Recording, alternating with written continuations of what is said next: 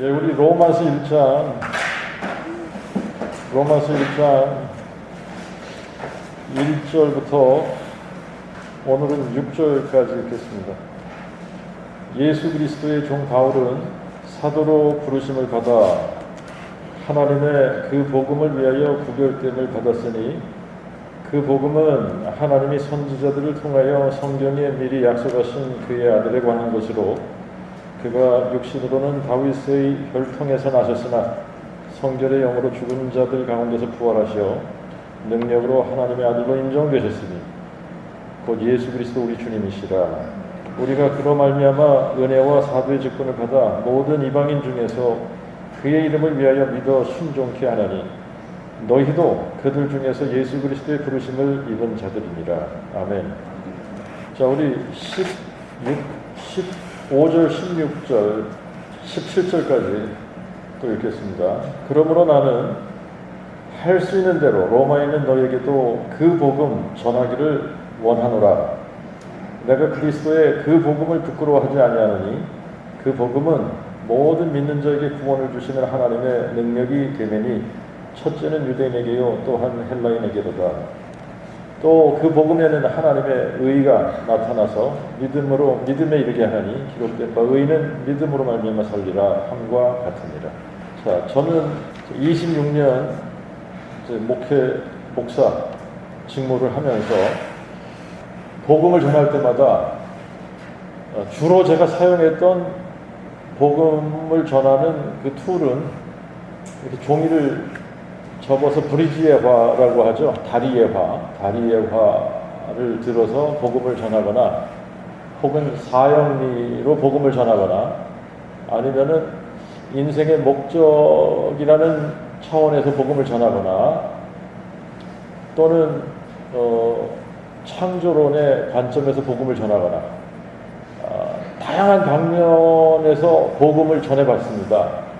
근데 복음을 전할 때마다 제가 전달했던 복음의 중심에는 항상 뭐가 있었느냐 하면 예수 그리스도의 십자가 사건이에요. 십자가. 그리고 이 부활 사건은 이렇게 슬쩍 지나치듯이 그냥 끝에 가서 부활 이야기를 하고 이제 끝맺음을 하는 겁니다.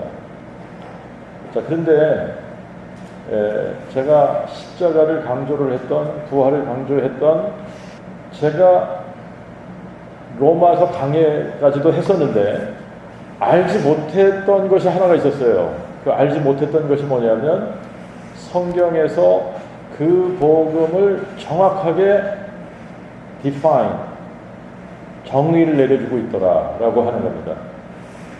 그 복음은 이거다라고 그 복음에 대해서 너무나 정확하게 정의를 내려주고 있는데 제가 그것을 몰랐었어요.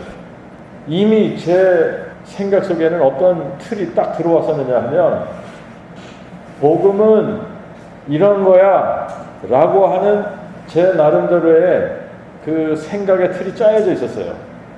그렇기 때문에 제가 성경을 읽으면서도 이 복음은 하고 복음에 대해서 정의를 내려주는 성경 구절이 이렇게 정확하게 있는데도 불구하고 이게 복음이라고 선포해보지는 못했던 거예요. 자, 하나님께서 우리에게 원대한 계획을 가지실 수 있죠, 그죠? 자연에 원리가 있듯이 영적인 원리가 있을 수 있는 겁니다, 그죠?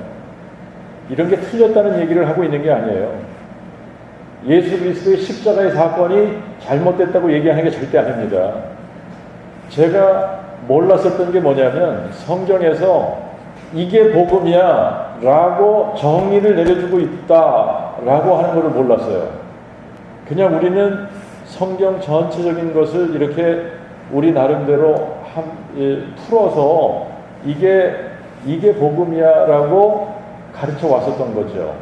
그런데 우리가 전수해서 받고 또 우리가 또 가르치고 했던 복음의 내용하고 성경에서 이게 복음이야 라고 가르쳐주는 거하고는 차이가 있더라라고 하는 겁니다. 자, 여러분들이 그 차이를 오늘 발견하셔야만 여러분들도 복 있는 사람이 되는 거예요. 이게 발견이 안 되면 우리는 지금까지 여러분들이 모태신앙인지 아니면 어떤 삶의 과정 속에서 예수를 믿게 되었든지 저는 모르겠어요. 근데 저는 모태신앙은 아닙니다. 제가 처음 예배당 문을 딱 이렇게 디뎠던 데가 이지훈이가 다니던 창신 성결교회라고 하는데요. 그래서 거기서부터 제가 교회라고 하는 교회 생활이죠. 종교 생활을 시작한 겁니다. 종교 생활. 자, 그리고 저는 저 나름대로 굉장히 질문들을 가지고 있었어요. 저 나름대로의 질문. 인생이 어디서부터 시작한 거냐. 그리고 인생은 어디로 가는 거냐. 그러면서 나름대로 이 예배당 문화에 잘 적응을 하고, 뭐 어저께 우리 친구가 얘기했듯이 제가 그 예배당에 이렇게 조인을 하면서 또 중등부라는 것도 만들고 또 거기 회장도 하고 열심히 종교적인 활동을 하면서 나름 종교성 있는 그 종교적인 그 열심, 뭐 그거를 어떻게 표현을 해야 될지 모르겠는데요. 바깥에서 사람들이 우리를 보면 굉장히 믿음이 좋다 이렇게 착각할 정도로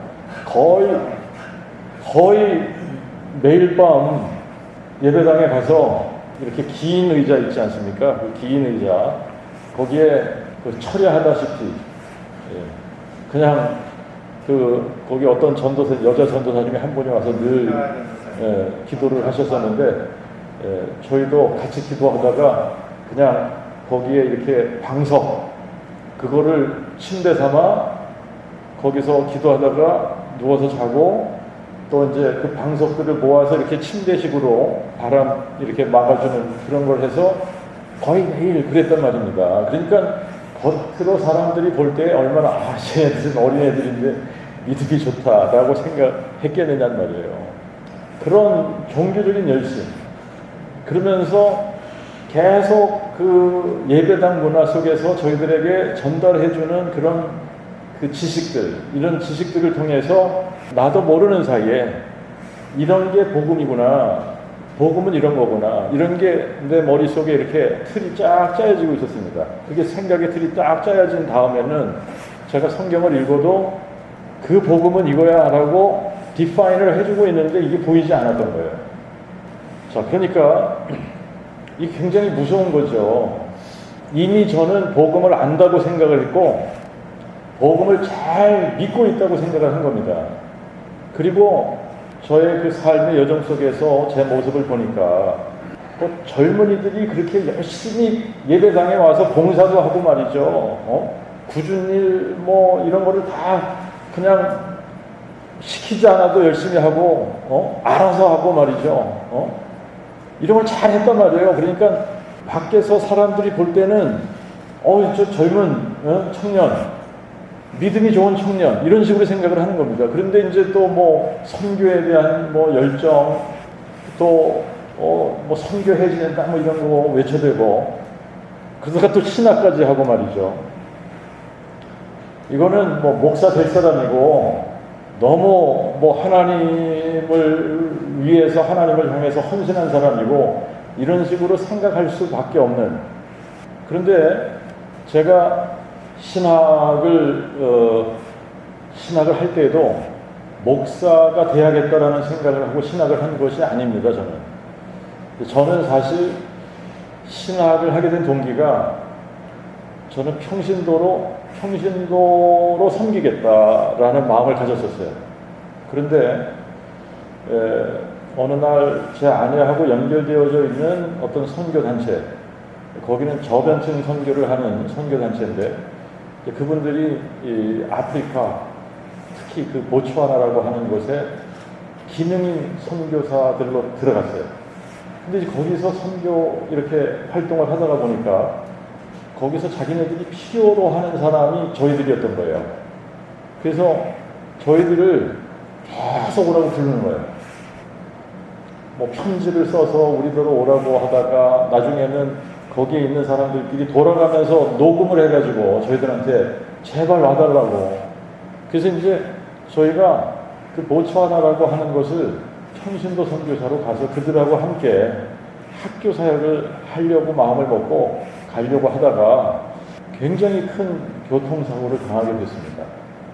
그래서 그 교통사고를 통해서 뼈도 부러지게 되고 갈 수 있는 상황이 아니고 또 일도 못하게 되고 그래서 6개월 이상을 쉬게 됐는데 그 쉬는 과정에서 제가 그러면 어떻게 됐든 뭘 좀 배우고 알고 뭐 선교라도 해야지 아무것도 모르고 하면 어떡하냐 그래서 그 신학 대학원들을 알아보기 시작을 했습니다.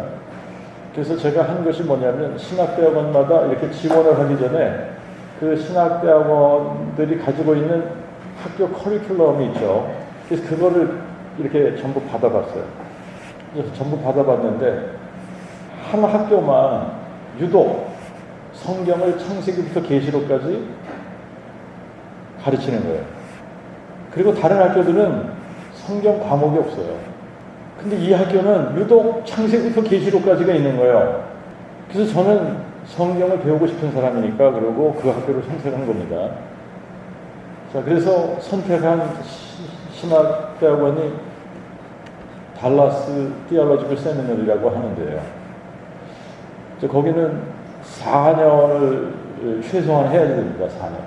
4년을 하면서 THM이라는 디그리를 하는데 이제 이 바이블 익스포지션이라고 하는 그 클래스에서 성경을 창세기부터 계시록까지 해요. 그러면서 제가 한 가지 거기서 유익한 것을 배운 것이 있다면 제가 창세기를 읽으면 창세기 전체를 종이 한 장에 설명을 해야 돼요. 출애굽기를 읽으면 출애굽기 전체를 제가 종이 한 장에 도표를 그리던 그림을 그리던 글로 표현을 하던 한 장에 출애굽기가 뭐다라고 하는 것을 설명을 해야 돼요. 그것은 저에게 굉장히 유익한 트레이닝이었어요. 자, 그런데 이제 제가 그 복음을 깨닫고 나서 이렇게 뒤를 돌아보니까 성경을 창세기부터 계시록까지 가르쳤던 그 신학교에서조차도 복음이 이거야! 라고 가르치지 않았다라고 하는 겁니다. 이미 우리는 복음에 대해서 어떤 생각을 가지고 있느냐면 신학교에 들어오면 복음이 가장 기본적인 거기 때문에 다 알고 있다라고 어스움을 하고 들어가는 거예요. 근데 이것이 심각한 실수라고 생각을 하고 그리고 이제 신학교를 다니다가 보면 매일 채플이 있습니다. 그리고 때로는 교수들끼리 어떤 토픽을 가지고 디베이팅을 하는 그래서 이제 거기에 런치를 가져가서 같이 먹으면서 디스커션도 하고 질문도 하고 뭐 이러는 그런 세션들이 있습니다. 그럴 때 복음에 대해서 디스커션을 할 때에도 주로 다뤘던 부분이 뭐냐면 Free Grace 아니면 Lordship Salvation 어떤 게 맞냐? 이런 거 가지고 주로 디베이팅을 하는 거예요.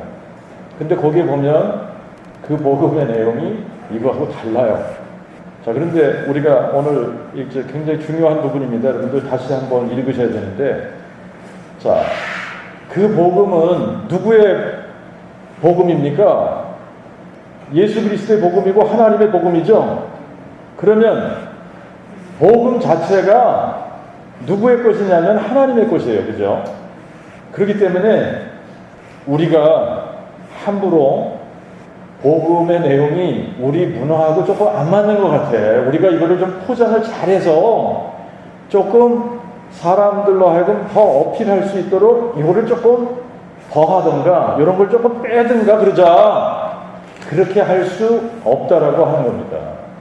복음의 내용 자체는 이것이 하나님의 것이기 때문에 아무도 여기에다 손을 댈 수 없어요. 이게 복음이다 그러면 그게 복음인 거예요. 거기에다가 더하거나 빼거나 할 수 없는 겁니다. 그런데 이미 우리가 알고 있는 복음은 하나님께서 이게 복음이야 라고 가르쳐 주신 데서 빼고 더하고를 여러 개를 한 거예요. 자, 여러분들이 오늘 읽은 이 본문을 다시 한번 읽으시고 여러분들이 알고 있었던 복음의 내용과 성경이 이게 복음이야 라고 가르쳐주는 내용하고 비교를 해서 뭐가 빠지고 뭐가 더해졌나 여러분들이 비교를 하셔야 돼요. 다시 한번 가서 보세요. 2절부터 4절을 여러분들이 보는 겁니다. 그 복음은 하나님이 선지자들을 통하여 성경이 미리 약속하신 그의 아들에 관한 것으로 그가 육신으로는 다윗의 혈통에서 나셨으나 성결의 영으로 죽은 자들 가운데서 부활하셔서 능력으로 하나님의 아들로 인정되셨으니 곧 예수 그리스도 우리 주님이시다. 여러분들이 알고 있었던 복음의 내용과 성경에서 이게 복음이야 라고 가르쳐주는 그 복음의 내용과 뭐가 다른가요? 뭐가 빠졌나요? 아니면 뭐가 더해졌나요? 만약에 이게 우리의 복음이다. 그래서 우리가 결정할 수 있는 거다. 그러면 우리가 충분히 빼고 더하고를 할 수 있어요. 그죠? 근데 이것이 하나님의 복음이다. 예수 그리스도의 복음이다. 그분이 이게 복음이야라고 정해주신 거다. 그러면 그분이 정해주신 거에서 빼거나 더하거나 할 수가 없다라고 하는 거예요. 이거는 너무나 중요한 사실인데 여러분 지금까지 제가 복음을 전하면서 이게 복음이야? 나는 이게 복음이라고 한 번도 생각해 본 적이 없는데 했던 것이 뭐냐면요. 그가 육신으로는 다윗의 혈통으로 나셨으나 이겁니다. 저는 제가 복음을 전하면서 한 번도 그가 육신으로는 다윗의 혈통으로 나신 것이 이것이 복음이야 라고 전해본 적이 없어요. 그런데 성경은 이게 복음이라는 거예요. 그가 육신으로 다윗의 혈통으로 나셨으나 이게 복음이라는 겁니다. 그러면 이거 전해야 돼요? 말아야 돼요? 전해야 돼요. 그가 육신으로는 다윗의 혈통으로 나셨으나 이거 전해야 되는 거예요. 이게 복음이라고 얘기해줘야 되는 겁니다. 근데 여러분들 보세요.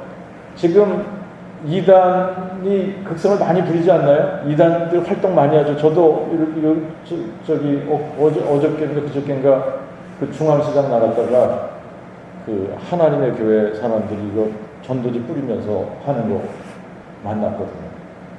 한국 교회들이 신천지 무서워한다면서요? 이유가 있습니다.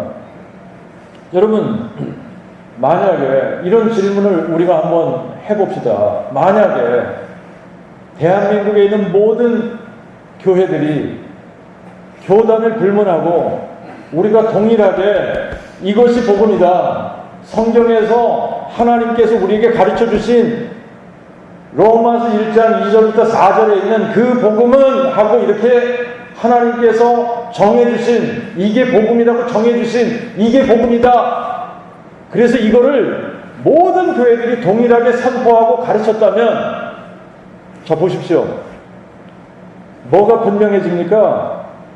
복음의 내용이 객관적인 내용이지 않습니까? 이것이 우리가 만들어낸 주관적인 내용이 아니잖아요. 객관적으로 하나님께서 이게 복음이야라고 못을 박아두신 거 아닙니까? 그러면 이것을 모든 교회들이 동일하게 선포해야 되는 거 아니에요?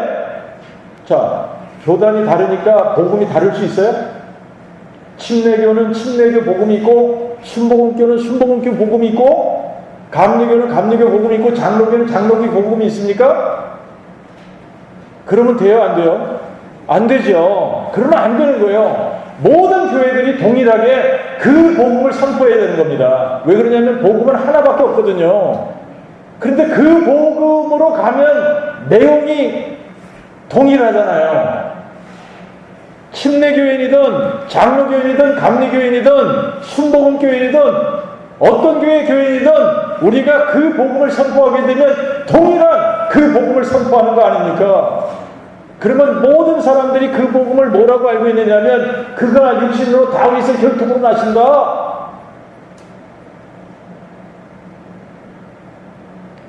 그러면 여러분들 보세요.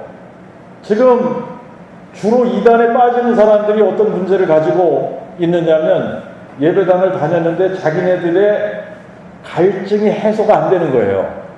궁금하고 뭔가 알고 싶은데 그런 것들이 교회에서 채워주지 않는 겁니다.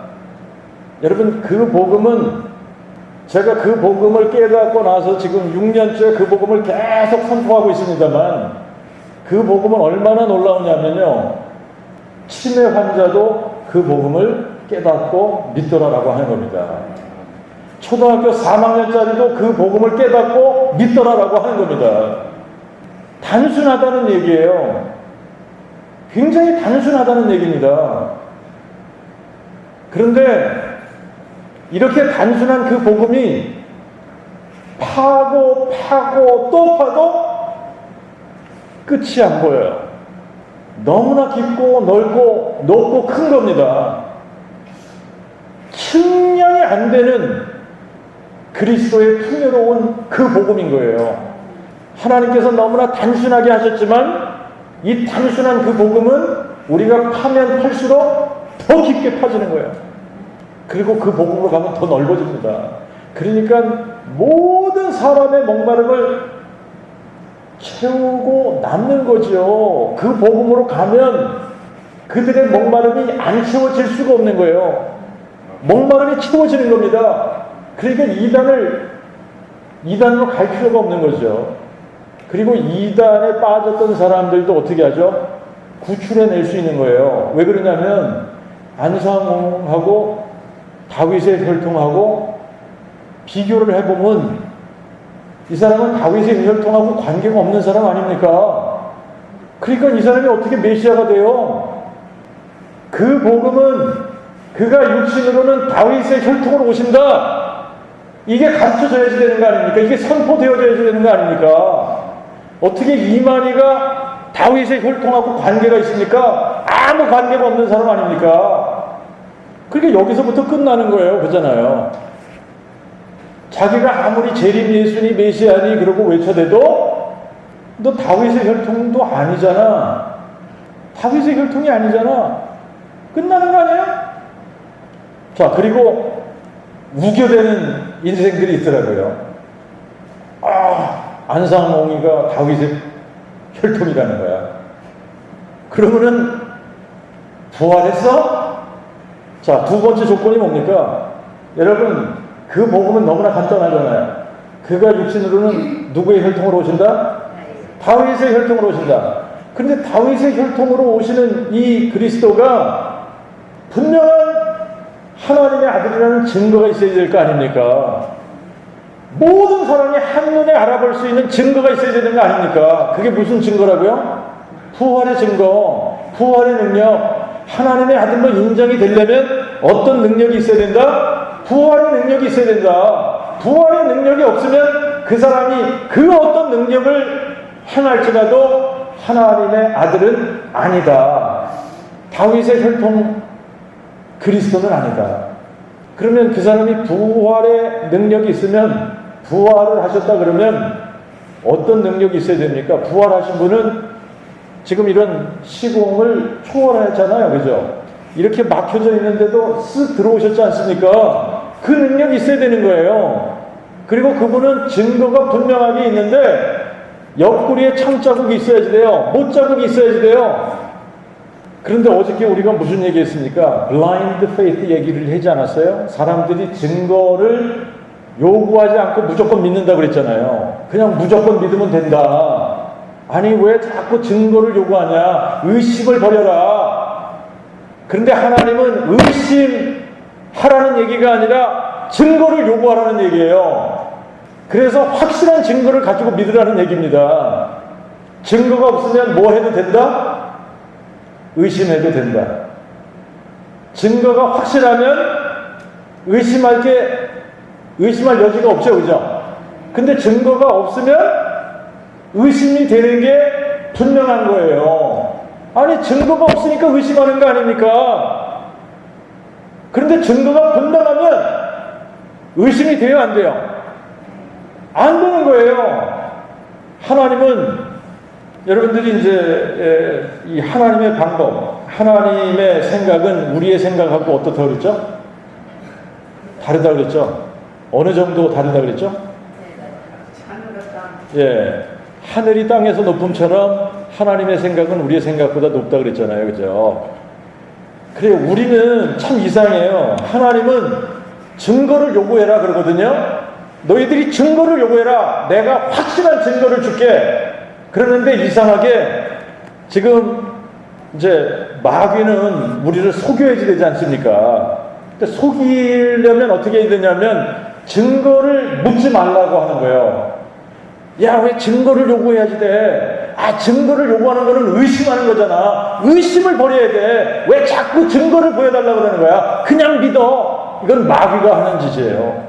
근데 하나님은 뭘 요구하시는 분이냐면 증거를 요구하시는 분이에요.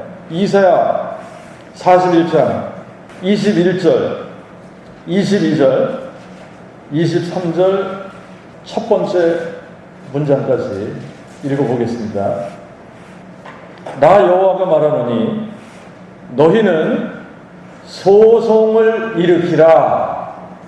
야곱의 왕이 말하노니 너희는 확실한 증거를 보이라. 뭘 보이라고 그랬죠? 확실한 증거를 보이라는 거예요.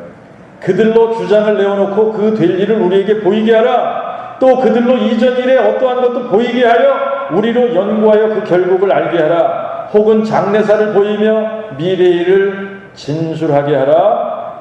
그러면 너희가 신들임을 우리가 알리라. 이게 지금 무슨 이야기를 하시는 거냐면 여호와 하나님께서 이스라엘 백성들을 애굽에서 구해내셨지 않습니까? 그리고 자기네들이 수고도 하지 않은 땅을 그냥 거저 얻은 거 아니에요, 그죠? 그래서 이 지금 가나안 땅을 정복하고 들어가서 그 땅을 차지한 겁니다. 그래서 거기서 번성을 하고 거기서 나라를 형성을 한 거예요, 그죠? 그런데 여호와만 하나님이야. 여호와 외에는 다른 신이 없는 거야. 내가 너희들의 하나님이야. 그거를 계속 말씀하고 보여주시고 그러는데도 이스라엘 백성들이 뭐 하죠? 우상을 숭배한단 말입니다. 자꾸 우상을 숭배하니까 여호와 하나님께서 이제는 이렇게 말씀하시는 거예요. 야, 소송을 일으키라. 이 소송을 일으키라는 얘기가 무슨 얘기입니까? 법정 케이스로 우리가 해결하자 이거죠. 법정으로 가자. 법정으로 가자. 여러분, 법정 싸움에서는 뭐가 가장 중요합니까? 증거가 가장 중요한 거예요. 그래서 야곱의 왕이 말하느니 너희는 확실한 증거를 보이라 이겁니다. 그러면 하나님은 지금 그들이 섬기는 우상들이 진짜 신인지 아닌지 확실한 증거를 보이라는 거 아닙니까? 확실한 증거를 보이라고 하는 하나님께서 자기가 진짜 신이다라고 하는 확실한 증거를 보여주지도 않고 너희들 무조건 믿어. 그러면 말이 돼요, 안 돼요? 말이 안 되죠. 하나님은 지금 이스라엘 백성들인데 너희들이 섬기는 그 우상들이 진짜인지 아닌지 우리가 법정에서 다투자. 법정에서 다툴 때는 증거가 제일 중요한 거야. 증거를 보여. 증거를 요구하시는 하나님께서 나는 너희들한테 증거 안 보일 거야. 그러니까 너희들은 무조건 믿어야 돼. 이러면 누가 지는 거죠? 하나님이 지시는 거 아니에요. 자기는 증거를 못 보였는데 어떻게 이길 겁니까? 법정 싸움에서. 자, 그러면서 그들로 주장을 내어놓고 그 될 일을 우리에게 보게 하라. 또 그들로 이전 일에 어떠한 것도 보이게 하여 우리로 연구하여 그 결국을 알게 하라. 혹은 장래사를 보이며 미래 일을 진술하게 하라. 그러면 너희가 신들임을 우리가 알리라. 여러분, 지금 여호와 하나님께서 뭘 요구하고 계시느냐 하면 너희들이 신이라고 생각하는 그 우상들이 진짜라면 뭘 할 수 있어야 된다는 얘기예요? 미래 일을 얘기해야 된다는 얘기죠. 미래에 어떻게 될 거를 얘기해야 된다는 얘기예요. 그러면 이전에도 미래에 어떻게 될 거다라는 걸 얘기했을 거 아니냐. 그러니까 역사를 뒤져보자는 얘기예요. 역사를 뒤져보고 역사를 살펴봐서 그 결국이 어떠한 거를 보자는 얘기예요. 예언한 것이 있는데 그 예언이 역사 속에서 성취가 됐냐? 그거 살펴보자 이 얘기입니다. 그래서 하늘에도 그런 게 있다면 내가 너희들이 섬기는 그 우상들을 신들이라고 인정을 해줄게. 그 얘기를 하시는 겁니다. 여러분, 얼마나 페어한 게임입니까 이게? 증거로 우리가 법정 소송 걸어서 법정 다툼에서 확정을 짓자는 얘기 아니에요. 증거를 보여봐 이거예요. 증거를 보여봐. 하나님께서 증거로 내세우신 것이 있습니다. 자, 여러분들이 그 복음을 창세기부터 계시록까지 그 복음을 증거하고 있는 거예요. 성경 66권을 이거를 여러분들이 쫙 짜가지고 여기서 엑기스를 뽑으면 이 성경 66권에서 나오는 엑기스가 뭔지 아세요? 그 복음인 거예요. 그 복음. 그 복음이 나오는 겁니다. 그러면 여러분들이 창세기부터 계시록까지 뭘 얘기하고 있다는 걸 우리가 알아야 되죠? 그 복음을 얘기하고 있다. 여러분 창세기에서도 그 복음, 계시록에서도 그 복음인 거예요. 그러면 지금 우리가 창세기부터 하나님께서 그 복음을 선포하셨는데 창세기에서 그 복음을 선포하실 때는 항상 이 시제라고 하는 것이 미래형으로 쓰여진 거예요. 왜 그러냐면 하나님께서 하리라고 약속을 하신 거니까. 그런데 하나님께서 하리라고 약속을 하신 것이 여러분 그 복음은 하나님께서 그의 선지자들을 통해서 성경에 미리 약속했다 그러죠? 미리 약속한 그의 아들에 관한 거다 그러죠? 그러니까 우리가 뭘 알아야 되냐면 하나님께서는 성경에다가 뭘 약속하신 거냐면 하나님의 아들에 관한 것을 미리 약속했다는 거예요. 자, 이제 오늘은 제가 하나님의 아들에 관한 개념을 설명을 안 할 겁니다. 근데 이제 이 하나님의 아들에 관한 개념도 우리가 잘못 알고 있는 거예요. 그런데 그 복음이라고 하는 것은 뭐냐면 하나님이 창세기부터 뭘 약속을 해주시느냐면 내가 사람이 돼서 너희들에게 갈게. 이 약속을 해주시는 거예요. 내가 사람 돼서 갈 거야. 이 약속을 해주시는 거예요. 내가 사람이 돼서 갈 때는 여자의 후손으로 갈 거야.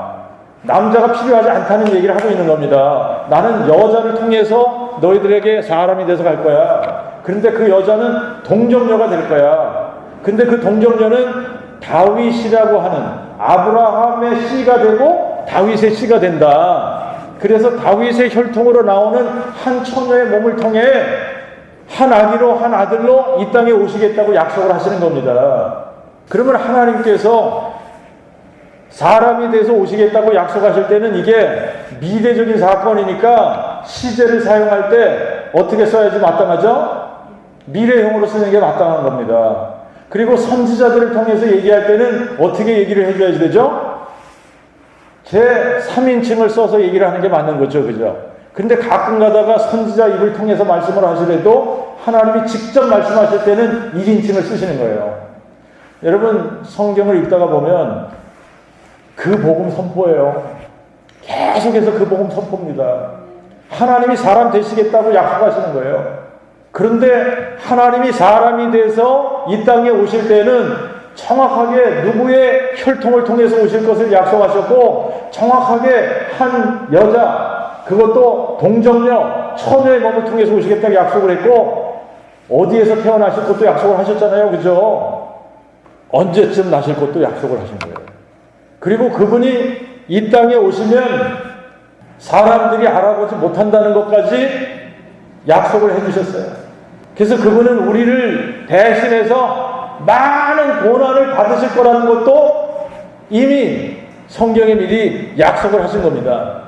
그런데 그분이 사망을 삼키고 승리하시고 난 후에야 비로소 사람들이 이는 우리 하나님이시다 라고 알아본다는 것까지 말씀을 하신 거예요. 자, 그리고 때가 찼습니다. 때가 참에 그죠? 때가 참에 하나님께서 예정한 그 시간이 딱 되었을 때에 하나님이 다윗의 혈통 중에 한 동정녀의 몸에 잉태되어서 사람으로 이 땅에 오신 겁니다. 그런데 아무도 그를 알아볼 수가 없었어요. 이거는 그분의 모양이 잘생겼든 못생겼든 상관이 없습니다. 사람들의 인식 속에서는 우리하고 똑같은 사람인데 자기가 하나님이라고 주장을 하면 뭐? 너 정신 나갔냐 지금? 이렇게 되는 게 당연한 거예요. 아니 네가 무슨 하나님이야. 여러분 이제 지금 예수님께서 본인 자신이 내가 그니라, 내가 처음부터 너희들에게 말하여 온 자니라, 그러면서 내가 너희들이 여호와 하나님이라고 부르는 여호와 내가 그니라, 그러면서 이제 말씀을 하실 때 말이죠. 이제 그 대화가 어디까지 가느냐면, 아브라함은 나의 때 볼 것을 보고 즐거워하다가 그것을 보고 기뻐하였느니라. 그랬더니 이 유대인들이 그 얘기를 듣고, 아니 네가 50도 못 됐는데 네가 아브라함을 봤다고? 이러면서 말이죠. 이해가 안 되는 겁니다. 자, 그럴 때 예수님께서 하신 말씀이 뭔지 아세요? 아브라함이 나기 전 나니라. 여러분 거기서 사용된 그 나니라라고 하는 표현은요, 출애굽기 3장에서 여호와 하나님께서 모세에게 나타나서 I am who I am 하신 그 말씀이에요. 자, 그런데 사람들이 못 알아보는 거예요. 여러분 지금 하나님이 사람이 돼서 지금 오셨다고 해도 우리도 못 알아보는 게 당연합니다. 알아볼 방법이 없는 거예요. 자, 그런데 자기가 하나님이라고 그러니까 어떻게 해요? 이거는 블라스포미, 신성모독입니다. 신성모독. 율법에서 신성모독죄는 어떻게 해야 돼요? 돌로 쳐서 죽여야 되는 거예요. 그러니까 예수를 돌로 쳐서 죽이려고 했던 겁니다. 아무도 못 알아보는 게 너무나 당연한 거예요. 그래서 아무도 못 알아보고 이분을 죽일 것까지 약속을 하신 거예요. 그런데 사람들이 그분을 죽이게 되면 그걸로 끝나는 것이 아니라 죽은 지 사흘 만에 그가 다시 사망을 삼키고 승리하실 것을 약속한 겁니다. 그런데 그것이 역사 속에서 이루어졌나요? 안 이루어졌나요? 여러분들이 신학을 공부하시다 보면 이 신학이라고 하는 학문 자체가 굉장히 우스운 학문입니다. 어떻게 보면. 왜 그러냐면요, 무신론자도 신학교에서 가르치거든요. 말이 안 되는 얘기예요. 아니 나는 무신론에 가까운 사람이야 그러는데 신학교 교수를 해요. 말이 돼요? 말이 안 돼요. 그러니 신학이라는 게 우스울 수밖에 없는 거죠. 그런 자기들이 성경의 권위를 인정하지 않고 자기들은 무신론에 가깝다고 주장하는 그런 아주 자유주의 신학자들도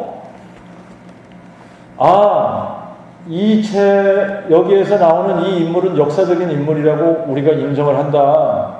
그리고 이 책들은 이 사람이 쓴 거라고 우리가 인정을 한다라고 하는 책들이 있습니다. 사울이라고 하는 사람을 역사적인 인물로 인정을 해요. 그리고 사울이 쓴 13권의 서신서 중에 로마서를 인정을 해요. 고린도 전서 후서를 인정을 해요. 갈라디아서를 인정을 해요. 이제 다른 서신서는 인정을 하든 안 하든 상관이 없어졌어요. 여기서 로마서를 인정하고 고린도 전서를 인정하면 게임이 끝나버리는 겁니다. 역사적인 인물로 인정을 했습니다. 그런데 고린도전서 15장에 가서 보면 바울이 자기 자신에 대해서 뭐라 그러죠? 자기는 교회를 핍박하던 자였는데 만삭돼서 태어나지 못한 나 같은 인간에게도 하나님께서 나타나셨다는 거예요. 예수께서 부활하셔서 나에게도 보이셨느니라, 이거 아닙니까? 베드로에게 보이시고 다른 제자들에게 보이시고 야고보에게 보이시고 500의 형제에게 일시에 보이시고 또 다시 사도들에게 보이시고, 그리고 맨 마지막에는 만삭돼서 나지 못한 나 같은 이 바보 같은 나한테까지도 하나님께서 나타나셔서 예수 그리스도께서 성경에 약속해온 하나님이 사람 되시리라고 한 성육신한 전능하신 하나님이라는 것을 나한테까지도 보여주셔서, 그래서 그들이나 나나 동일하게 우리가 그리스도께서 살아나셨다고 선포하였느니라. 그리스도가 부활하셨다고 선포하였거늘 어찌하여 너희들은 부활이 없다고 하느냐. 바울이 뭘 지금 선포하고 있다고요? 예수가 죽은 자 가운데서 부활하셨다고. 이게 역사적인 사실이라고 선포하고 있는 거 아닙니까? 이게 역사적인 사실이야 라고 선포하고 있는 겁니다. 그러니까 신학이 굉장히 우습다는 얘기를 제가 하고 있는 거예요. 그런 사람들이 신학교에서 가르치면서 이거는 우리가 인정해 줄게, 다른 거는 못 믿겠어. 그런데 그 사람들이 얼마나 우스운 겁니까 지금. 사울을 인정한다면, 그리고 로마서와 고린도전서가 사울이 쓴 서신서가 맞다 그런다면, 그러면 예수님이 부활하신 게 맞는 거 아닙니까? 내나 그들이나 그리스도께서 사셨다고 전파되었거늘 어찌하여 너희들 중에 어떤 이들은 부활이 없다고 하느냐? 만약에 부활이 없다면 그리스도께서도 부활하지 않으셨을 것이고, 그리스도께서 부활하지 않으셨다면 우리는 가장 불쌍한 자들이고, 너희들의 믿음은 헛된 것이고, 너희는 여전히 너희들 죄 가운데 있을 것이다. 자, 그러니까 여러분 보세요. 하나님이 확실한 증거를 약속하셨어요, 안 하셨어요? 하셨죠? 하나님께서 이거를 내가 너희들에게 확실한 증거를 내가 보여줄게. 너희들에게 내가 신이라고 하는 것을 내가 확실한 증거를 통해서 증명을 해줄 테니까 너희들은 그냥 무조건 믿지 말고 너무나도 확실한 이 증거를 가지고 믿어라 라고 하는 겁니다. 이 증거가 없으면 의심해도 좋아. 그런데 이 증거는 너무나도 확실한 역사적인 사실이기 때문에 객관적인 증거인 거야. 여러분, 역사적인 사실은 객관적인 증거 맞죠? 내가 기분이 언짢다고 역사적인 사실이 없어지나요? 내가 믿기 싫다고 역사적인 사실이 아닌 게 되나요? 그거 아니잖아요. 그죠? 여러분, 역사적인 사실은 내 감정과 기분과 내가 원하는 것과 원하지 않는 것과 아무 상관이 없습니다. 이거는 팩트예요. 뭐가 팩트라고요? 역사적인 사실은 팩트입니다. 그런데 예수의 부활은 역사적인 사실인 거예요. 역사적인 사실. 그래서 그 역사, 이사야 41장에서 여호와 하나님께서 증거로 내거신 것이 뭐냐면, 미래의 일을 진술하고 역사를 살펴서 그 미래의 일에 대해서 약속한 것이 역사 속에서 어떻게 성취했나 보고 그 증거가 확실하면 그가 신이라는 거 아닙니까? 자, 그러니까 예수님께서 그것을 증명하셨다, 안 하셨다? 하셨다. 자, 그러니까 예수님께서는 항상 예수님이 오셔서도 그 복음을 선포하셨습니다. 예수님이 그 복음을 선포하실 때는, 여러분, 이거를 우리가 이 성경 읽으면서 여러분들이 그거를 참고하시고 이제 읽으셔야 되는데, 항상 1인칭이에요. 1인칭. 그 얘기는 무슨 얘기예요? 지금 구약에서 이렇게 미래형으로 약속했던 그분이 나다라고 하는 거 아닙니까? 1인칭이니까. 그래서 항상 내가 그니라, 내가 부활이고 내가 생명이야, 내가 그 길이고 내가 그 진리고 내가 곧 그 생명이니라. 자, 그런데 아직 한 가지 그분이 성취하지 않으신 것이 하나가 있어요. 그거를 포인팅 하실 때는 미래형으로 쓰셨습니다. 인자가 사람들의 손에 넘겨질 거야. 이건 미래형이에요. 아직 그 이루어지지 않았으니까. 그래서 내가 많은 고난을 받게 될 거야. 그리고 죽임을 당할 거야. 그러나 죽은 지 4일 만에 내가 다시 살아나리라. 이거는 미래형으로 약속하신 거 아닙니까? 1인칭 미래형이 된 거예요. 여러분, 그 복음은 3인칭 미래형으로 약속을 해오다가 예수님께서 오셔서 1인칭 현재형으로 말씀을 하시다가 죽고 부활하실 것은 항상 1인칭 미래형으로 선포하신 겁니다. 그리고 그분이 정말 십자가의 고난을 받으시고 죽으셨어요. 여러분, 이것도 지금 살아나는 방법은요, 이게 한 가지 방법밖에 없어요. 그냥 살아나는 거예요.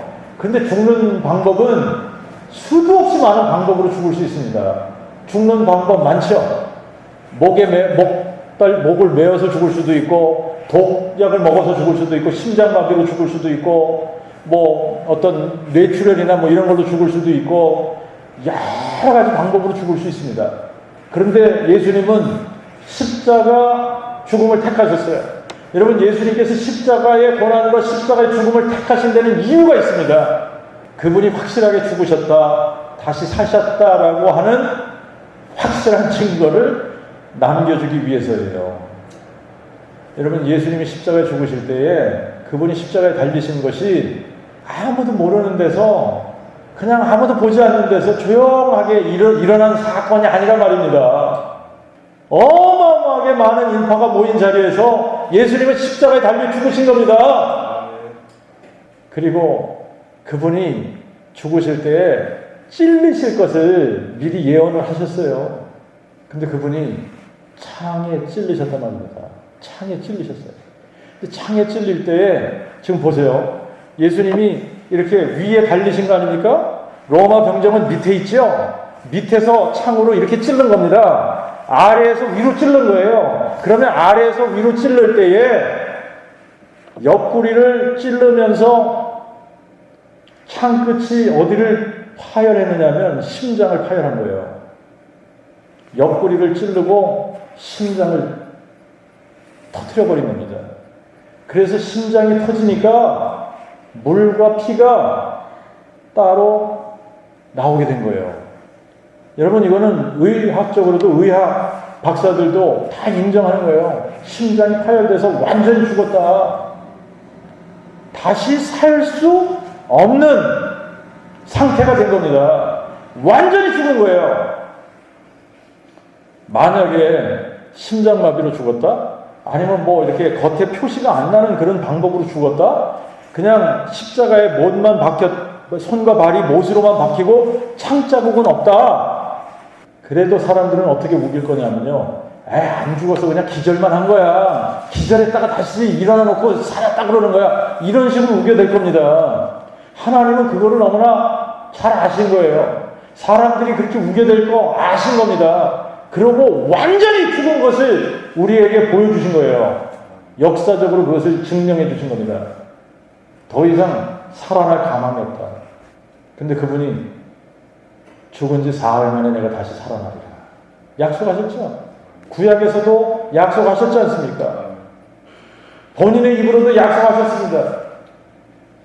내가 부활이고 내가 생명이야. 나는 죽어도 사는 사람이야. 너희가 나를 죽여봐. 내가 사흘 만에 다시 살아날게. 근데 그분이 그 약속을 지키셨어요. 그리고 살아나신 후에 제자들과 많은 사람들에게 보이시면서 그 증거를 확실하게, 살아나셨다라고 하는 증거를 확실하게 보여주신 겁니다. 자, 그래서 우리가 예수를 믿을 때는 증거 없이 믿는 게 아니에요. 너무나도 확실한 증거를 가지고 믿는 겁니다. 너무나 그 증거가 확실하기 때문에 믿을 수밖에 없는 거예요. 그런데 우리의 문제는 뭐냐면요, 머리로 아는 거를 마음에 믿는다고 착각하는 게 문제예요. 이게 문제입니다. 저도 20년 그렇게 착각하면서 목회했다고 그랬잖아요. 머리로 아는데 마음에 믿는 거라고 착각한 거예요. 자, 그런데 바울은 교회를 심히 핍박하던 사람 아닙니까? 교회를 심히 핍박하던 사람인데, 교회를 심히 핍박하던 이 바울이라고 하는 유대인 랍비가 한순간에 그렇게 핍박하던, 예수 부활했다고 하는 사람만 보이면 잡아가지고, 예수 부활했다 하는 사람만 보이면 공모를 해서 죽이기를 꾀하고 그러던 이 사람이 어떻게 하루아침에 예수가 부활하셨고 나에게까지 나타나셨다. 나도 봤어. 예수가 부활하셨어. 진짜야. 사실이야. 그렇기 때문에 그분이 누군지 알아? 다윗의 혈통으로 나신 하나님의 아들이야. 여러분, 이게 그 복음이에요. 근데 저는 이렇게 복음을 전해보지 못했어요. 근데 저한테 변화된 게 있어요. 그 복음이 딱 깨달아지고 나니까, 그 전까지는 제가 복음을 전할 때 어느 정도는 의무감에서 전한 거예요. 의무감에서. 그러니까 때로는 피곤하기도 해요. 그런데 제가 그 복음을 깨닫고 난 다음에는요, 절대 피곤하지 않습니다. 제가 그 복음을 깨닫고 난 다음에는요, 그 복음 때문에 흥분이 된다니까요. 그 복음 때문에 흥분되는 거예요. 이게 6년째 계속되는 겁니다. 창세기부터 계시록까지 읽고 또 읽고 읽고 또 읽고 반복을 하면 반복할수록 그 복음의 깊이가 더해지는 거예요. 여기에 인생을 안 바칠 수가 없게 되는 겁니다. 그리고 너무나 신비한 한 가지 사실이 저에게 너무나 확실하게 다가왔는데 그게 뭐냐면요. 여러분, 이 땅끝까지 복음을 전한다라고 하는 거 이거 다 외쳐야 되는 거 아닙니까? 근데 아무리 땅끝을 외쳐도요. 땅끝이 보이지 않습니다. 그들에게. 저도 땅끝까지 복음 전하라. 이게 사명이다. 뭐 이런 거 얘기하죠. 그죠? 그런데 땅끝이 안 보이면서 그 얘기한 거예요. 근데 그 복음이 딱 깨달아지고 나서 저에게 보여진 게 있습니다. 땅끝이 보여지더라. 땅끝이 보여지더라. 진짜 땅끝이 보였어요. 그리고 지금도 보입니다. 그리고 저는 10억의 그리스도의 제자를 꿈꾸는 사람이에요. 사람들이 저를 보고 웃을 수 있어요. 근데 저는 10억의 그리스도의 제자를 꿈꾸는 사람입니다. 몇 명을 통해서 10억을 만들 거냐? 단 2명. 저는 이게 너무나 확실합니다. 제가 그 복음이 깨달아지기 전에는 제자 훈련이라는 것을 어떤 프로그램으로 생각을 하는 거예요. 그래서 커리큘럼을 짜고 성경 공부를 이런 식으로 이렇게 단계적으로 가르쳐서 제자를 만든다고 생각을 한 겁니다. 열심히 가르쳤습니다. 제가 가르쳤던 학생들이 성경을 창세기부터 계시록까지 서너 시간을 쫙 강의를 합니다. 그런데도 제자가 안 돼요. 많은 사람들이 와서 감탄하고 갑니다.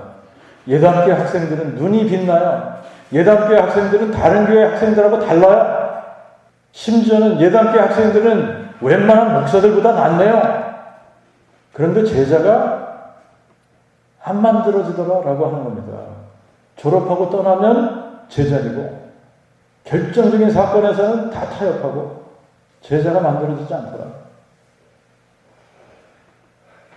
근데 제가 답을 딱 찾고 나니까 이유를 알았어요.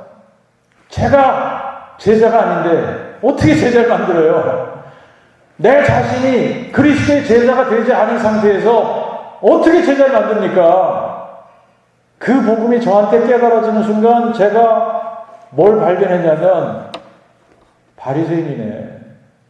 그러니 바리새인인데 바리새인밖에 더 만들겠습니까? 저를 스치고 간 많은 학생들이 바리새인으로 만들어졌던 거예요. 성경 지식은 많이 집어넣어주니까 그걸로 착각들을 하는 거죠. 많이 알고 있는 것 때문에 착각하는 겁니다. 열심을 낸 것 때문에 착각을 하는 겁니다. 잘 믿는다고. 그 믿음이 뭔지도 모르고 그 복음이 뭔지도 모르면서 잘 믿는다고 착각한 거예요. 그런데 그 복음이 깨달아지고 제 마음에 딱 믿어지는 순간 여러분 저는 복음 때문에 이렇게 흥분해 본 적이 없어요. 그런데 그 복음이 깨달아지니까 저를 흥분시키는 겁니다. 제가 그렇게 하려고 해서 되는 게 아니에요. 그냥 흥분이 되는 거예요. 그리고 누구를 만나든 제가 뭐 하죠? 그 복음이에요. 그 복음. 창세기에서 얘기를 해도 그 복음. 출애굽기에서 얘기해도 그 복음. 레위기에서 얘기해도 그 복음. 민수기에서 얘기해도 그 복음. 신명기에서 얘기를 해도 그 복음. 성경은 그냥 다 그 복음으로 풀어가는 거예요. 신학교 교수를 만나도 그 복음. 목사 친구들을 만나도 그 복음.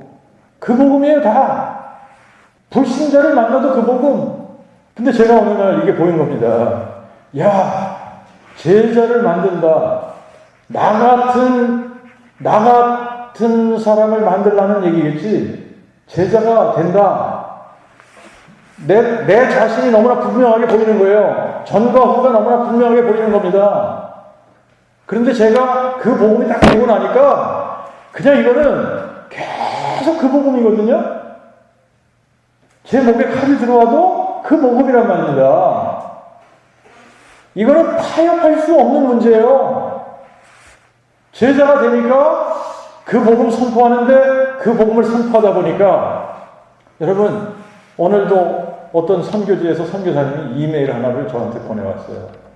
어느 선교지에서 16년 선교사 생활을 하는데 누가 유튜브에 그 복음 설교 들어가 그러면서 링크를 걸어줬다는 거예요. 그러다가 목사님 설교를 듣는데 다 동의가 되더라. 저도 안 믿으면서 16년 선교했더라고요. 저도 그 복음을 몰랐습니다. 근데 지금 그분이 고민하는 게 이겁니다. 제가 그 복음을 선포하다 보니까 영적인 싸움이 진짜 시작이 됐습니다. 그전에는 한 번도 경험하지 못하던 영적인 싸움이 시작됐다는 것을 제가 느낍니다. 그러면서 몇 가지 사건들을 쭉 얘기를 해온 거예요. 여러분, 한 가지만 분명하게 하십시다. 사탄이 가장 두려워하는 게 뭐겠어요? 사탄이 가장 싫어하는 게 뭐겠어요? 예수가 죽은 자 가운데서 부활하셨다. 이거 선포하는 겁니다. 이거 선포하면 사탄은 가장 두려워하고 싫어해요. 왜 그런지 아세요? 예수를 십자가에 죽일 때는 자기가 이겼다고 생각한 거예요. 예수를 십자가에 못 박을 때는 우셨습니다. 비웃었어요. 여러분, 그래서 지금 그 엑소시즘이라고 그러죠. 귀신 쫓아내고 할 때 십자가 갖다 들이대고 뭐 이러는 거. 어디서 나온 건지 아시죠? 그게 천주교에서 나온 거예요. 천주교에서. 여러분, 귀신 쫓아낸다, 마귀 쫓아낸다, 십자가 아무리 들여대고 예수의 보혈을 불러보십시오. 귀신은 안 나가요. 장난칩니다. 비웃습니다. 근데 여러분들이 부활을 선포하는 순간 마귀가 뭘로 모였죠? 부활로 망한 거 아니에요? 자기는 예수를 십자가에 못 박는 순간에 자기가 영원히 왕노릇 할 줄 알았던 겁니다. 그런데 예수가 죽은 자 가운데서 살아나심으로 말미암아 마귀의 사망의 권세가 깨져버린 거예요. 그러니까 예수 부활 외칠 때마다 마귀는 가장 두려워하고 싫어하는 겁니다. 예수 부활을 외칠 때마다 여러분, 죽은 자가 하나님의 아들의 음성을 들을 때가 오나니 곧 이때다, 이런 말씀 여러분들 아시죠? 죽은 자가 어떻게 하나님의 아들의 음성을 듣습니까? 영적으로 죽어있는 사람들이 하나님의 아들의 음성을 들을 때가 온다는 얘기예요. 그 얘기가 다시 말하면 영적으로 허물과 죄로 죽었던 우리들이 그 복음 선포함을 듣고 그게 마음에 들려지는 사람은 다 일어나리라, 이 말이에요. 죽은 자가 살아나리라. 목회자들이 이렇게 목회를 하다가 번아웃 된다고 그러죠. 번아웃 된다. 힘들어하는 거예요. 목회가 힘들어지는 거예요. 처음에는 막 좋아서 하다가 저도 제가 이민자 목회 10년 할 때 굉장히 번아웃 되더라고요. 그래서 수도 없이 그만둘까? 이거 때려칠까? 힘들다. 진짜. 제가 그 생각을 수도 없이 많이 했던 사람입니다. 번아웃 때요. 이유는 하나밖에 없어요. 그 복음을 몰라서 그래요. 제가 그 복음이 되고 나니까 번아웃이 어디 있습니까? 맨날 흥분되는데, 맨날 익사이링한데 어떻게 번아웃이 돼요? 주변 환경하고는 아무 상관이 없습니다. 아무리 저를 괴롭게 하는 일들이 일어나도 번아웃이 안 돼요. 제 마음속에 누가 계시기 때문에 죽은 자를 살리시는 하나님이 살아계시잖아요. 아니, 죽은 자를 살리는 능력이 저와 함께 하는데 뭐가 두렵습니까? 뭐가 염려가 돼요? 뭐가 걱정이 돼요? 아무것도 염려되지 않는 거예요. 여러분들의 마음속에 뭐 염려가 되고 근심이 되고 걱정되는 게 있다. 왜 그럴까요? 주인이 누구예요? 죽은 자를 살리시는 분이 내 주인이 되시면 염려할 게 있습니까? 걱정할 게 있습니까? 근심이 되는 게 있을까요? 아니, 내일 김정희가 쳐들어온다고 소문이 나도 염려가 안 되는 거예요. 우리는 제가 어떤 환경이 돼도 그 복음 선포하는 사람으로 살 거니까. 여러분, 이거는 세상이 감당하지 못한 사람이 되는 겁니다. 제가 그게 딱 알아지고 제가 그렇게 되니까 뭐가 보인다고요? 땅끝이 보이더라. 제가 그렇게 안 됐을 때는 아무리 제자 훈련을 외치고 그래도 땅끝이 안 보였단 말입니다. 근데 그 복음이 딱 뚫리고 나니까, 제 마음이 믿어지고 나니까 뭐가 보인다고요? 땅끝이 보이더라. 예수님이 원하시는 게 뭡니까? 하나님 나라의 그 복음이 모든 민족에게 증거되기 위하여 온 세상에 전파되어야 하느니 그제야 끝이 오리라. 여러분 보세요. 저는요, 이 종말에 대해서도 굉장히 관심이 많았던 사람입니다. 그래서 제가 종말론 세미나도 하고 뭐 계시록도 강해도 하고, 저한테 배운 애들이 나가서 또 계시록 강해도 하고 그랬어요. 뭐 우리 아까도 우리 이준 목사하고 얘기를 했습니다만, 제가 몇 년 전에 방문했을 때 저한테 일루미나티 얘기 듣고 파기 시작했다고. 근데 여러분 보세요. 그 복음이 딱 뚫리고 나니까 제가 참 창피하더라고요. 왜 창피하냐면, 주님은 이 세상 모든 민족이 그 복음을 들어야지 돼. 그러니까 온 세상에 그 복음이 선포되어야 된다. 그러니까 너희는 때와 기한은 너희가 할 거 아니야. 너희가 알려고 할 필요도 없어. 그냥 너희는 가서 그 복음 선포하면 돼. 너희에게 성령이 임하면 너희가 권능을 받고 예루살렘과 온 유대와 사마리아 땅끝까지 이르러 내 증인이 되리라. 근데 저는 되리라가 안 됐어요. 한 번도 그 복음을 선포한 적이 없어요. 그러면서 마지막 때 얘기를 하고 있는 거예요. 얼마나 모순입니까? 제가 마지막 때 준비하고 기다리고 정말 주님의 재림을 기다리면 뭐 하는 사람이 되야 되죠? 모든 민족이 그 복음을 들어야 되는데 그 복음 선포해야지 될 거 아닙니까? 근데 그 복음 선포는 안 하고 마지막 때 얘기를 한다니, 정말 우리가 마지막 때를 준비하는 거는, 뭐가 마지막 때를 준비하는 거냐면 그 복음 선포하는 거예요. 근데 제가 딱 보인 게 두 사람으로 10억 되겠구나 이겁니다. 저는 죽을 때까지 그 복음 선포하다 죽을 겁니다. 그런데 저와 같은 사람 두 사람이 나오면 그 사람도 저와 같은 동일한 메시지를 죽을 때까지 선포하다 죽을 겁니다. 그러면 그 사람들을 통해서 선교사가 됐든 목사가 됐든 신학교 교수가 됐든 불신자가 됐든 여호와 증인이 됐든 하나님께서 준비한 사람이 그 복음 선포함을 듣고 마음에 깨달아지고 믿게 되면 그 사람 죽을 때까지 그 복음 선포하는 거예요. 이게 되리라입니다. 되리라는 그냥 되는 거예요. 내가 되고 싶어서 되는 게 아닙니다. 성령이 우리에게 임하면 그분이 되게 하시는 거예요. 왜 그러냐면 그 복음 선포는 내가 하는 게 아닙니다. 내 안에 계신 성령께서 하시는 거예요.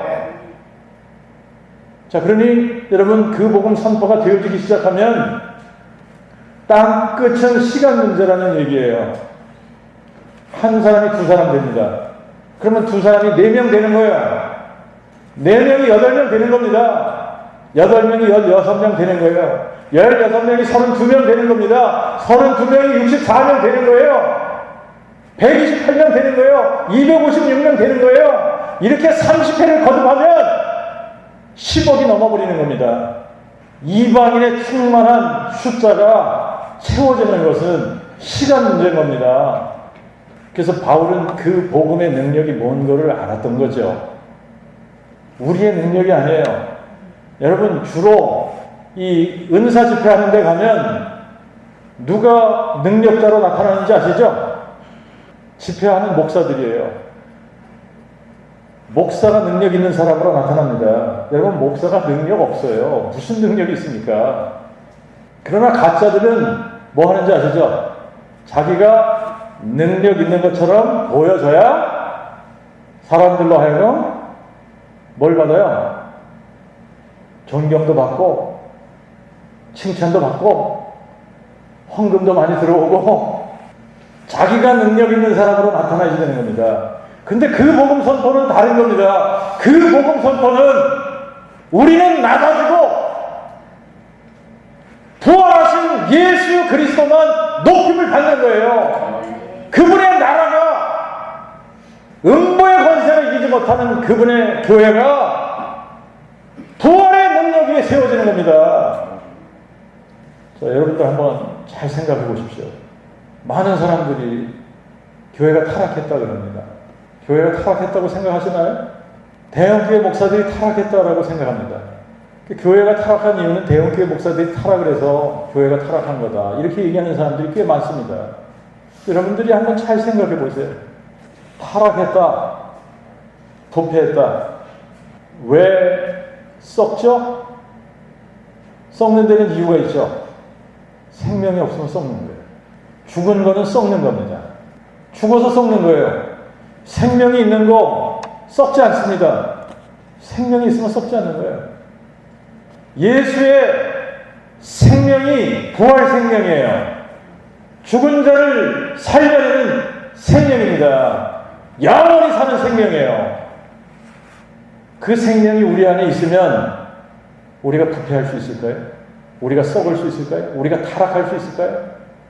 주님이 세우시는 교회는 음보의 권세를 이기지 못하는 교회를 세우시겠다고 했는데 사망의 권세를 이기지 못하는 건 딱 하나예요. 부활의 능력입니다. 부활의 능력. 저와 여러분에게 부활의 능력이 있냐 없냐 이거예요. 부활의 능력이 있으면 우리는 구원받은 사람입니다. 구원을 받았기 때문에 부활의 능력이 나타나는 겁니다. 부활의 능력이 우리 안에 있으면 썩거나 부패하지 않습니다. 타락하지 않습니다. 그게 그 복음의 능력이에요. 내가 그리스도의 그 복음을 부끄러워하지 않아. 부끄러워하지 않는 이유는 다 하나예요. 그 복음은 모든 믿는 자에게 구원을 주시는 하나님의 능력이 되기 때문이다.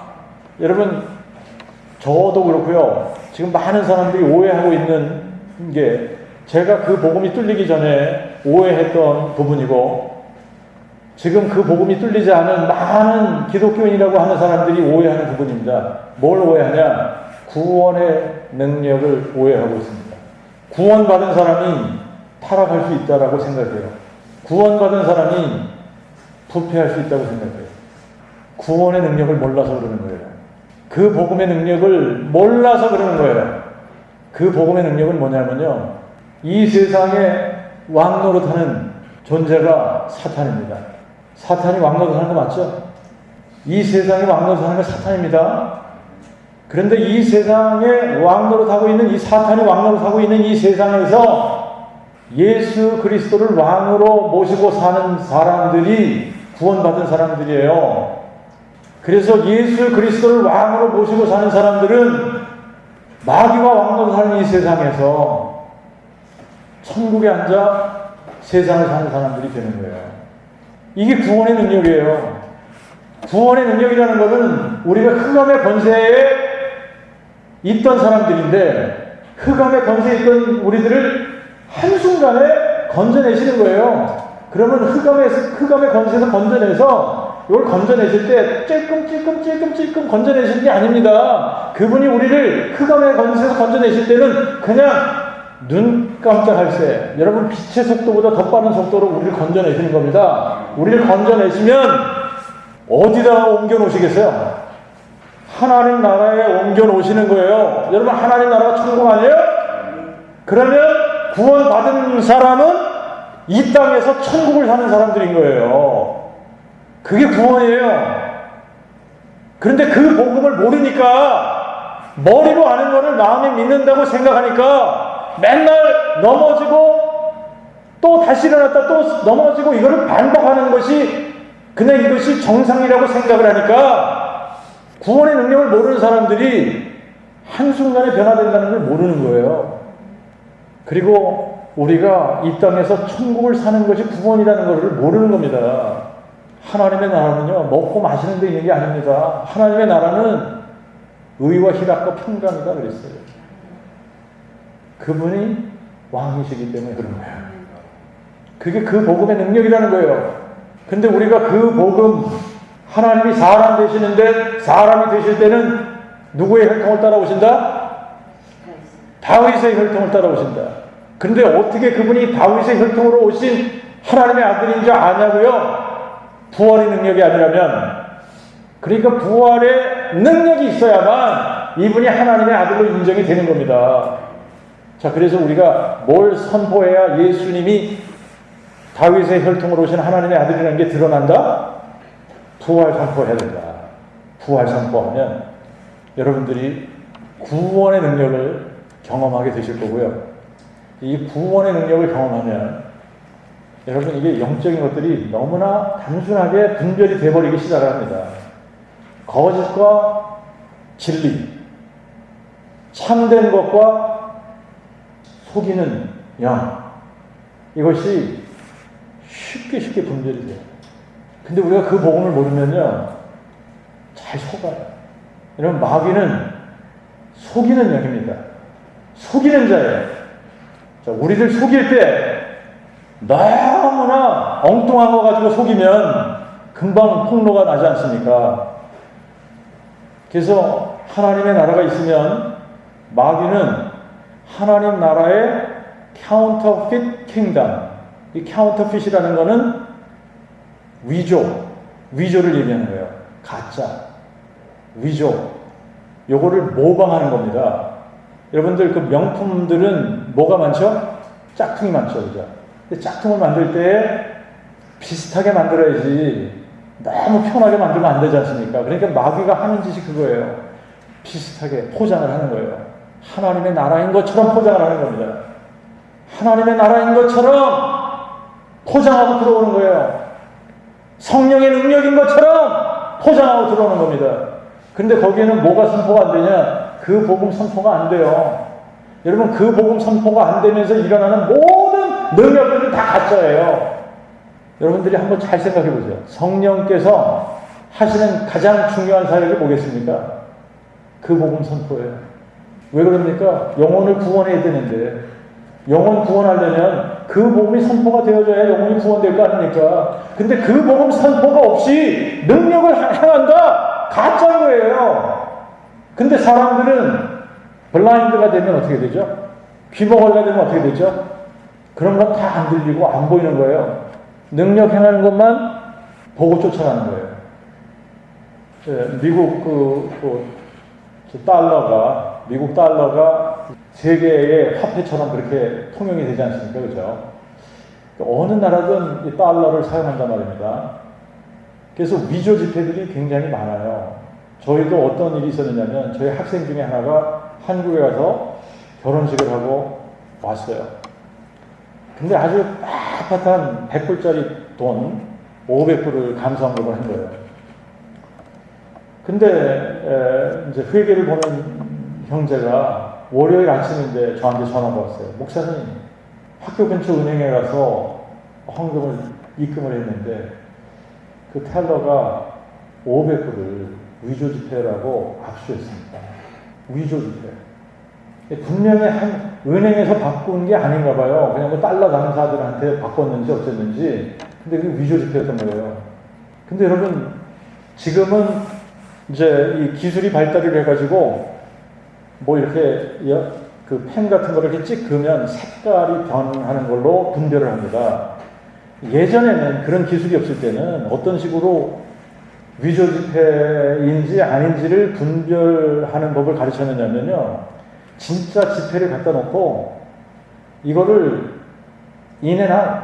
이거를 앞뒤를 아주 꼼꼼하게 이 진짜 지폐 하나만 공부를 시키는 거예요.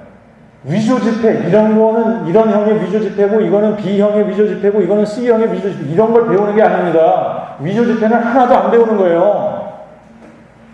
뭐만 배운다고요? 진짜 달러가 어떻게 생겼는지를, 그것만 가르치는 거예요. 그러면 어떠한 위조 지폐가 와도 그거하고 다르면 가짜인 거죠. 그죠? 그게 진짜와 가짜를 분별하는 제일 좋은 방법이에요. 그러니까 우리가 진짜인지 가짜인지를 구분하려면 여러분 뭘 알고 있어야 되죠? 진짜를 알고 있어야 되는 거예요. 근데 진짜가 뭐라고요? 그 복음이 진짜인 거예요. 그 복음이 누구에 관한 거다? 하나님의 아들에 관한 거다. 무슨 약속을 해주셨다? 다윗의 혈통으로 오신다는 약속. 그리고 두 번째는 부활의 능력으로 하나님의 아들로 인정되신다. 그런데 부활의 능력을 가지신 분은 여러분 인류 역사상 딱 한 분입니다. 누구예요? 예수 그리스도. 그러니까 예수가 누구냐? 다윗의 혈통으로 오신 하나님의 아들. 이게 확증이 되는 거예요. 자, 그러니까 여러분 그 복음 여기에다가 우리가 더하거나 빼거나 할 수 있다 없다? 없죠? 여기서 더하면 어떻게 되죠? 가짜죠? 여기서 빼면 어떻게 되죠? 가짜죠? 맞아요? 틀려요? 자, 위조를 분별하는 방법 정확하게 여러분들이 아시죠? 위조를 분별하려면 뭘 알아야 된다? 진짜를 알아야 된다. 진짜 복음이 뭡니까? 그 복음이죠? 그 복음은 예수님이 사도들에게 계시해서 이게 그 복음이니까 이거 선포해. 너희들이 온 세상에 다니면서 그 복음을 선포해라. 그래서 모든 민족으로 제자를 만들어라. 그게 사명입니다. 그러니까 그들이 제자들이 예수님으로부터 받아서 선포했던 그 복음을 우리가 동일하게 받아서 선포해 주는 거예요. 여기다가 더했다 가짜입니다. 여기다 뺐다 가짜입니다. 자, 그러니까 우리가 선포해야 되는 메시지는 딱 하나. 그 복음. 그 복음은 하나님이 그의 선지자를 통하여 성경에 미리 약속하신 그의 아들에 관한 것으로 육신으로는 어떻게 해요? 그가 다윗의 혈통으로 나시고 성결의 영으로는 그가 죽은 자들 가운데서 부활하신 거다. 그래서 부활의 능력으로 하나님의 아들로 인정되신 거다. 이게 아니면 가짜예요. 이게 아니면 위조입니다. 그 복음 선포할 때만 여러분 구원의 능력이 나타나고 구원의 능력이 나타나면 세상이 감당하지 못하는 사람이 되는 겁니다. 그러면 땅끝이 와요 안 와요? 오는 거예요. 시간 문제예요. 아셨죠? 여러분이 그 중에 한 사람 되시기를 주님의 이름으로 축원합니다.